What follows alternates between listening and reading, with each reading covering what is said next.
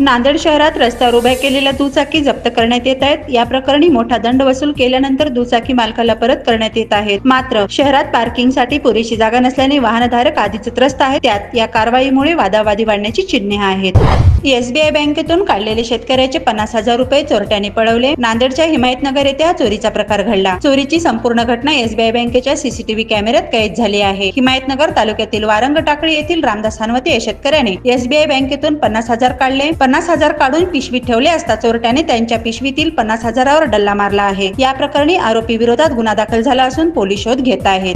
देगलूर शहरात नगर परिषदेने नालेसफाई केली नसल्याने नवीन बस स्थानकाच्या परिसरात घाणीचे साम्राज्य पसरले। नालीचे पाणी दुकानात शिरल्याने व्यापाऱ्यांचे मोठे नुकसान झाले। नगर परिषदेकडे तक्रारी करूनही त्याचा काही उपयोग झाला नाही। शेवटी व्यापाऱ्यांनी स्वखर्चाने जेसीबी लावून नालेसफाई सुरू केली आहे। त्यामुळे देगलूरकर नगर परिषदेच्या कारभारावर संताप व्यक्त करत आहेत।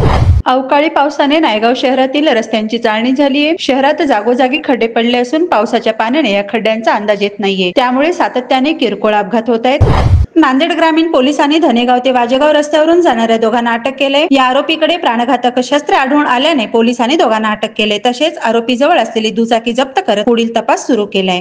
देगलूर तालुक्यातील नरंगल ते कुरडगी या रस्त्यावरील एक पूल पावसाने वाहून गेलाय। त्यामुळे या मार्गावरची वाहतूक बंद झाली असून ग्रामस्थांचे हाल होत आहेत। नमस्ते नांदेड, नमस्ते नांदेड, जीवा भावाचं नाव नमस्ते नांदेड, गरजे आपले नाव नमस्ते नांदेड।